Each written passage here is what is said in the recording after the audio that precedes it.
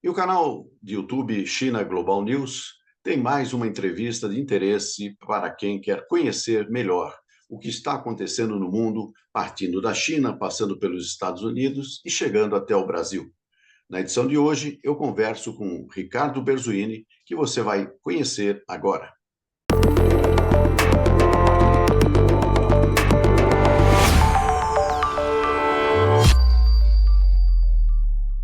Mineiro de Juiz de Fora, Ricardo Berzoini foi presidente do Partido dos Trabalhadores e deputado federal por 5 mandatos.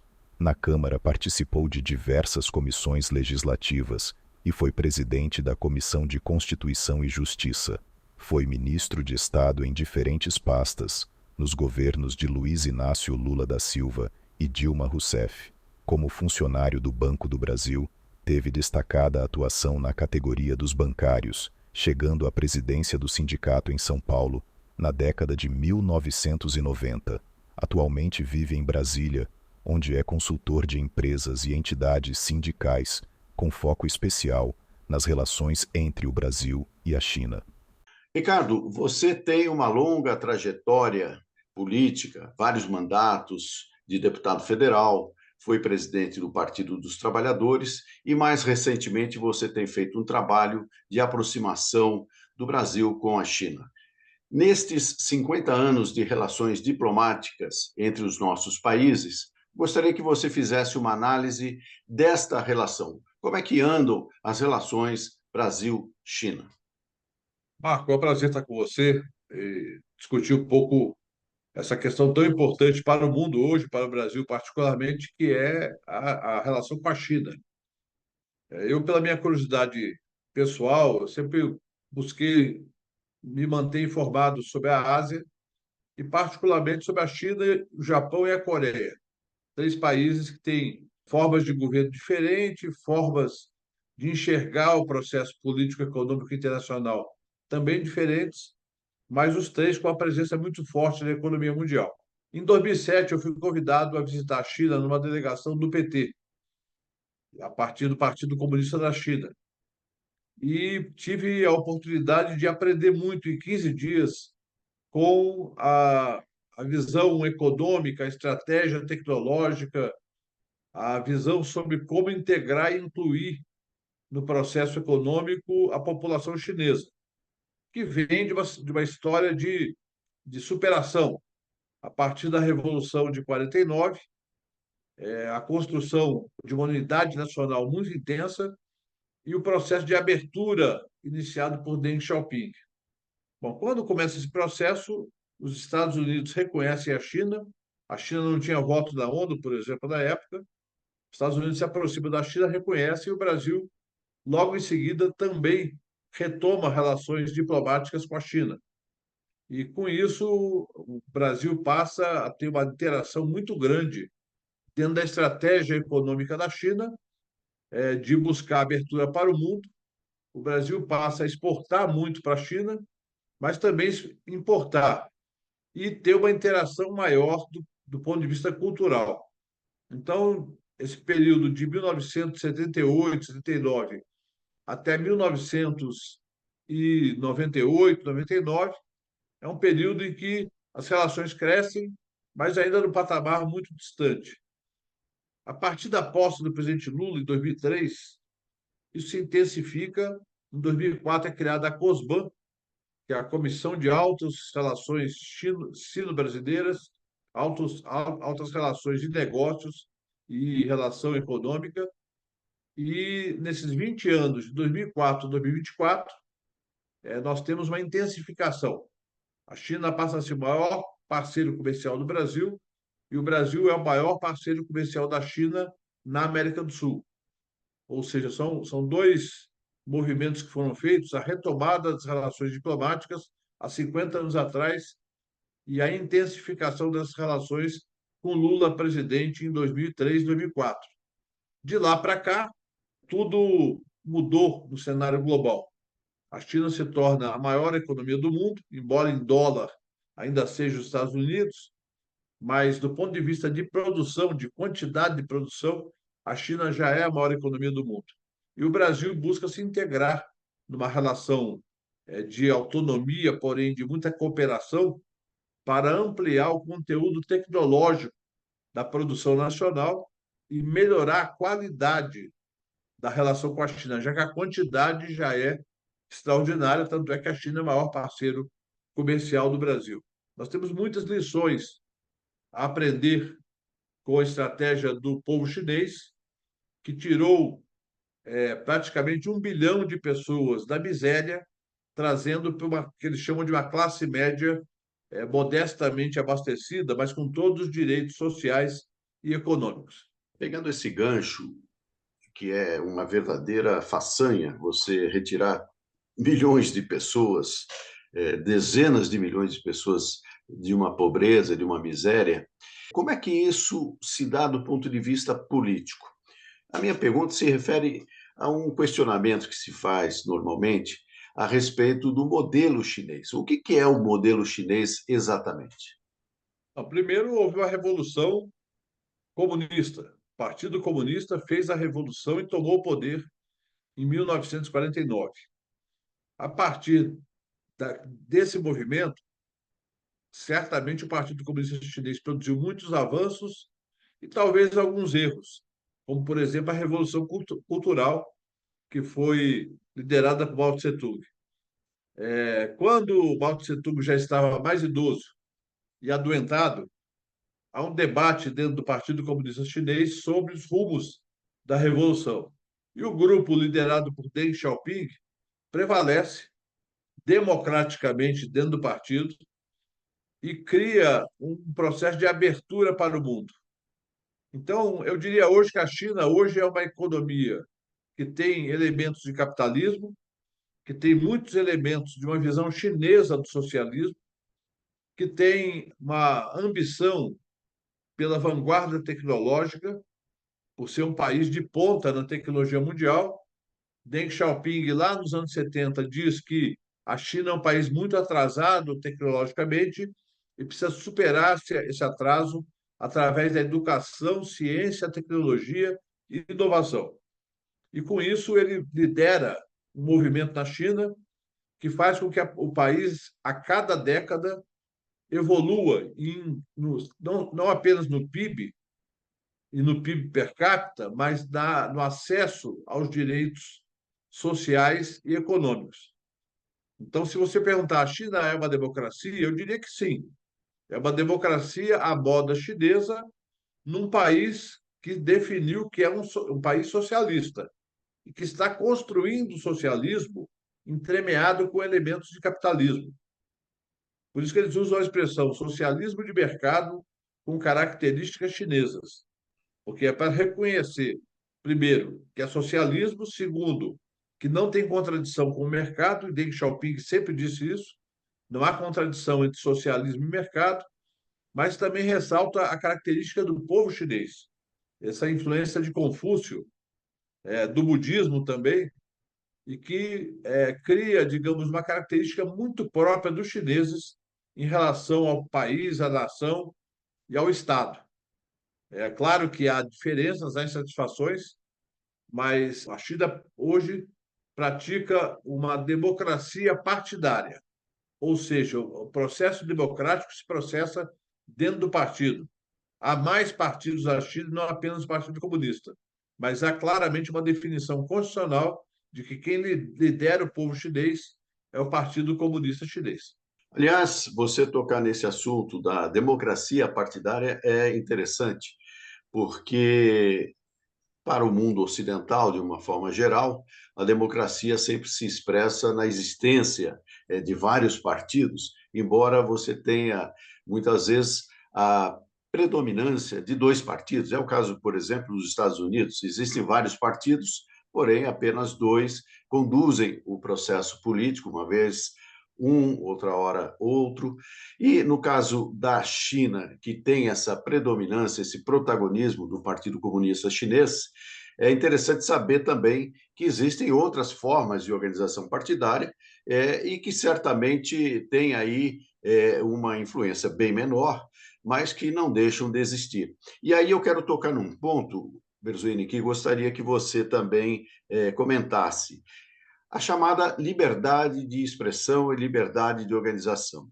Muitas vezes existem críticas, especialmente no mundo ocidental, em relação a essa suposta falta de liberdade de expressão, de organização dos chineses. Como é que você vê essa crítica? Primeiro, em relação, por exemplo, ao aspecto sindical.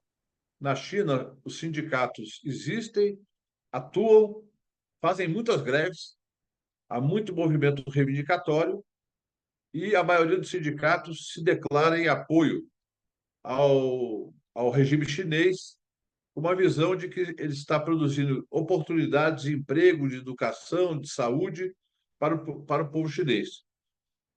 Quanto à liberdade de expressão, eu, por tudo que eu vi e conversei na China, é claro, não é um país, e aliás eu não conheço nenhum, que tenha plena liberdade de expressão. Você vê quando você vê cenas de mobilizações na França, por exemplo, e a polícia reprime duramente, com cacetete, com bombas de gás lacrimogêneo e outras formas de repressão. Então, assim, a liberdade de expressão, ela existe. Em que medida há uma contenção pelo governo de um partido só? É difícil mensurar apenas em visitas ou estudando. Seria preciso viver lá. Mas pessoas que eu conheço que viveram lá por anos dizem que há, na média, mais liberdade de expressão, inclusive de contestação, do que em muitos países ditos democráticos. Então, eu creio que cada país sabe como organizar o seu processo interno e como evitar que haja, por exemplo, uma exacerbação da repressão. Repressão todo Estado tem. A repressão tem que ser, evidentemente, mediada pela visão de que a liberdade de expressão ela é um valor em si, mas ela deve ser considerada dentro de um projeto de ação. Ou seja, para onde a nação quer ir e para onde elementos, por exemplo, de contestação irresponsável podem levar a nação a interromper esse processo. Esse debate surgiu muito lá, Bar, quando teve o chamado episódio da Praça Tiananmen, quando houve um processo de repressão e dentro do partido houve muita divisão em relação a isso. Alguns achavam que estava errado, outros achavam que era preciso conter aquele movimento para não perder o que tinha sido já conquistado na Revolução Chinesa. É bom lembrar que a China é um país que nunca teve democracia liberal. Nem no período em que os nacionalistas prevaleceram, havia um processo de democracia tipo liberal, digamos como, por exemplo, a brasileira ou de alguns países da Europa. Sempre foi um país em que a vivência democrática ela é bastante conturbada. Mas eu creio que eles estão conseguindo avançar muito, inclusive nesse aspecto. Hoje há mais debate público do que havia há 40 anos atrás. Pegando a linha da disputa pela hegemonia mundial, nós temos os Estados Unidos como uma liderança até hoje absoluta em termos econômicos, militares principalmente, e agora vemos a China, de certa forma, ocupando um espaço que anteriormente, no século passado, pertenceu à extinta União Soviética. Como é que você vê essa disputa pela hegemonia? Você acha que são projetos distintos de busca da hegemonia ou são perfis semelhantes, considerando o histórico principalmente da ação dos Estados Unidos? A China declara, inclusive, o Xi Jinping ressalta sempre que o objetivo da China no plano internacional é a cooperação. Cooperação econômica, comercial, tecnológica e cultural. E é bom a gente perceber que não há histórico recente de conflitos militares envolvendo a China. Ou seja, a China tem, no período mais recente, de Deng Xiaoping para cá, a China tem buscado sempre a cooperação e seu elemento de divulgação da paz, como forma de assegurar um ambiente de crescimento mundial, o que não impede que ela faça seus posicionamentos muito claros em relação aos conflitos. Por exemplo, o massacre que ocorre hoje na faixa de Gaza, a China defende claramente o direito do povo palestino que está sendo massacrado. Em outros debates sobre questões internacionais, como da questão da Ucrânia, a China também se posiciona, mas ela não tem a iniciativa da agressão. Os Estados Unidos, ao contrário, vivem de fazer guerra. A indústria militar americana, ela produz mais do que os Estados Unidos têm demanda. Então, eles vivem de exportar armas, e para exportar armas é importante ter guerras em curso. Então, eu poderia dizer tranquilamente que nenhum país está em todo o planeta, como os Estados Unidos, com navios, com bases militares, tentando criar uma ideia de que é uma polícia mundial, enquanto a China se limita a defender os seus interesses na Ásia e a sempre fazer um debate buscando o caminho da paz. E eu creio que são projetos muito diferentes, por isso eu tenho essa simpatia explícita pela forma como a China faz o discurso político.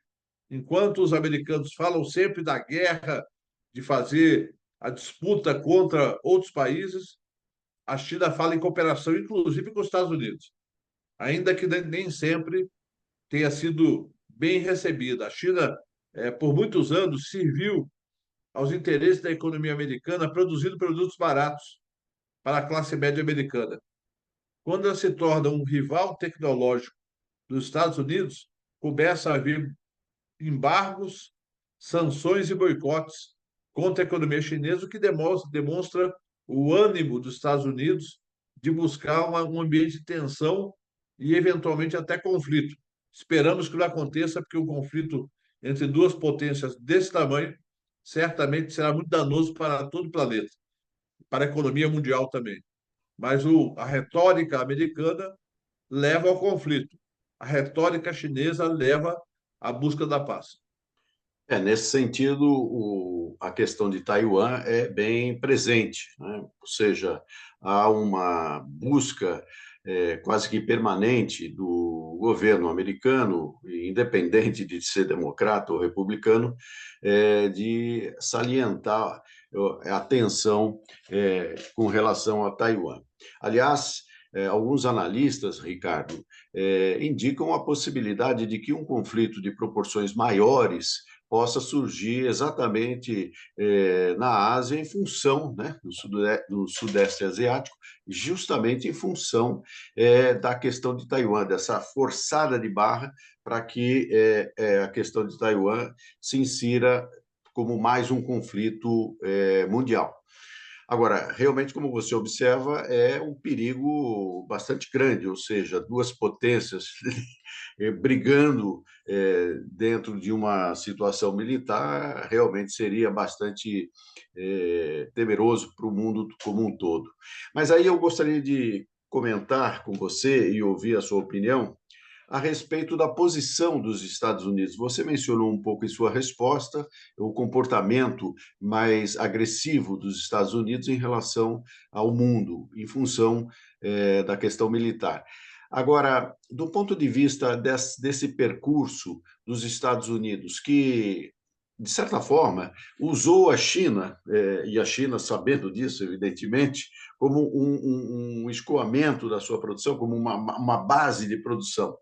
Esse movimento dos Estados Unidos, que levou muitas empresas americanas para atuarem na China, com o tempo se tornou uma espécie de um tiro no pé, no sentido em que os empregos nos Estados Unidos diminuíram, ou seja, as grandes fábricas, as indústrias começaram a produzir na China. E agora, mais recentemente, até em países como o Vietnã, Camboja, enfim. Como é que você vê esse movimento nos Estados Unidos? Você acha que essa, entre aspas, raiva dos Estados Unidos, que serve inclusive para motivos eleitorais, tem a ver com um erro estratégico, ou você acha que isso pode ser contornado para a economia americana de outra forma? Olha, você lembra que a China, os Estados Unidos retomam a relação com a China muito como uma forma de isolar a União Soviética. Naquele período em que negociou com Mao Tse-tung novas condições para o comércio e a retomada das relações diplomáticas. De certa forma, os chineses aproveitaram essa oportunidade para ampliar o seu parque industrial, inclusive trazendo para a China não só empresas americanas, mas alemãs, francesas, inclusive brasileiras. Algumas empresas brasileiras montaram plantas na China para produzir. Um exemplo famoso é a Marco Polo. Passou a produzir ônibus na China. Tivemos também a Embraco, que era a fábrica de compressores, algumas fábricas de roupa foram produzidas na China, aproveitando a mão de obra que naquela época era barata, hoje já não é mais, e buscando um ganho competitivo em cada um dos seus mercados. Isso aconteceu com os Estados Unidos também. A produção de eletrônicos foi parcialmente deslocada para a China, computadores, equipamentos de som, televisores, equipamentos portáteis, eletrodomésticos, roupas. Isso garantiu por muito tempo uma contenção da inflação nos Estados Unidos e foi usado para os Estados Unidos como base de exportação de tecnologias, ou seja, por exemplo, caso do iPhone. O iPhone, se fosse produzido nos Estados Unidos, teria um custo talvez 3 ou 4 vezes maior. Produzindo na China, eles conseguiam vender a tecnologia, que é a parte mais importante do iPhone, e produzir a parte física na China. E, inclusive, montaram uma base também no Brasil, para produzir no Brasil. Só que no Brasil o custo já era mais alto do que a China naquela época. Bom, eu estou usando isso como exemplo para dizer o seguinte: de certa forma, foi uma relação que as duas partes ganharam por muito tempo.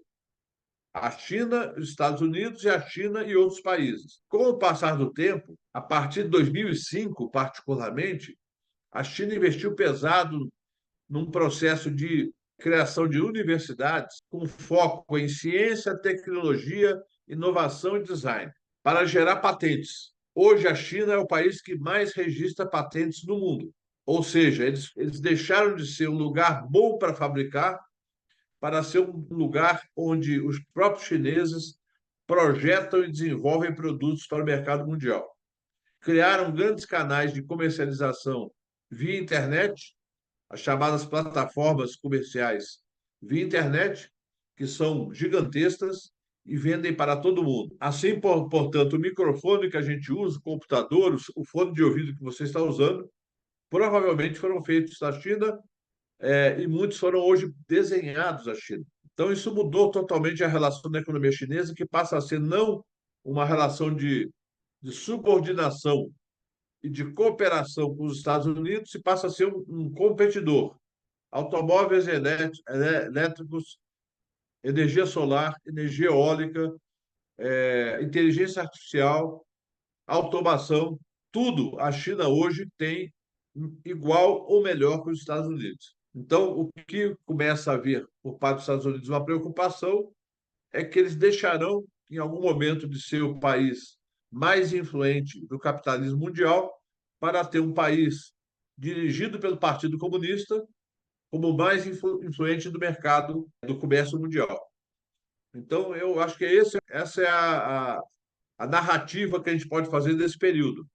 Hoje, a China sabe que ela tem condições de ter, em vários segmentos, produtos mais avançados que os americanos. O que não quer dizer que a economia americana tenha se tornado menos importante. Ela continua importante. Há uma disputa, Marco, na questão das big techs, ou seja, os Estados Unidos têm as maiores big techs do mundo e a China colocou limites para a atuação no território chinês das grandes redes sociais e da inteligência artificial e da big data, da utilização dos dados como forma de multiplicar riqueza. Então, a China e a Rússia hoje, boa parte da Ásia, estão fora da influência do Facebook, do X, das demais redes sociais e também reduzindo a influência em relação aos fornecedores de software. Por exemplo, a China já não usa mais o Windows da maneira que usava há 10 anos atrás. Já tem o seu próprio sistema operacional. A Rússia também. Ou seja, eles sabem que o futuro da humanidade está ligado à internet e ao processamento de grandes massas de dados. E que a informação vai ser mais importante do que a produção física das coisas. Vamos falar agora um pouco sobre as relações Brasil-China, do ponto de vista da balança comercial e também da produção. O que o Brasil está efetivamente contribuindo com a economia chinesa e vice-versa, o que a China está contribuindo com o Brasil. Qual é o futuro dessa relação comercial? Eu creio que esse é o melhor debate a se fazer nesses 50 anos. Ou seja, o Brasil hoje exporta muito para a China é o maior parceiro comercial, a China é fundamental para o superávit da balança comercial brasileira. No entanto, como eu costumo dizer aos chineses e aos industriais brasileiros, o Brasil exporta muita soja, muito algodão, muito milho, muito minério de ferro, muito petróleo e importa carro elétrico, computador, equipamentos para 5G e para o 6G em breve, e demais equipamentos sofisticados, incluindo a área da saúde. Boa parte dos equipamentos que você vê nos hospitais hoje tem origem também na China. Então, o que nós devemos fazer? É construir uma estratégia mútua de agregar mais conteúdo tecnológico do lado brasileiro. A vinda da BYD para o Brasil, da Great Wall Motors, a presença da Chery, a presença da Huawei, uma planta modesta ainda, mas que pode crescer muito no Brasil, já são passos importantes. Mas eu creio que há muito mais a fazer. Nós deveríamos fazer protocolos, por exemplo, na indústria farmacêutica, na indústria alimentícia, cooperar mais na tecnologia para aumentar a produtividade agrícola e aumentar a cooperação no setor de serviços. Aí é uma barreira do idioma, já que muitos brasileiros falam inglês, mas pouquíssimos falam mandarim, e também na China não há tanta gente que conheça, digamos, a cultura brasileira. Então tem que ser um trabalho de intensificação, é um planejamento para 10 a 20 anos, que tem que ser feito agora para dar resultado daqui a 10 ou 20 anos. Não, sem dúvida nenhuma, tem um longo caminho a ser percorrido. 50 anos na história de relações diplomáticas, digamos que não é um período tão longo assim, né, para a história. Então, essa caminhada certamente vai ainda trazer muitas novidades. Perzuini, eu gostaria muito de agradecer a sua participação nesta entrevista ao nosso canal de YouTube China Global News, que é uma iniciativa também que busca fortalecer as relações entre o nosso país e a China, mas principalmente debater temas em profundidade e com crítica, inclusive, para que a gente possa encontrar os melhores caminhos possíveis, não só para o Brasil, mas para a humanidade. Então, muito obrigado pela sua participação. Obrigado, Marco, e é um prazer falar sobre esse tema que, para mim, é decisivo para o Brasil dos próximos 5, 10, 15, 20 anos. Ou seja, os chineses aprenderam com o Brasil, nos anos 80, vários aspectos da gestão econômica, principalmente de implantação de infraestrutura e de indústrias. E hoje nós é que temos que aprender com eles, sem nenhuma subordinação, com muita soberania, mas aprender porque eles fizeram uma revolução na distribuição de renda, riqueza e oportunidades.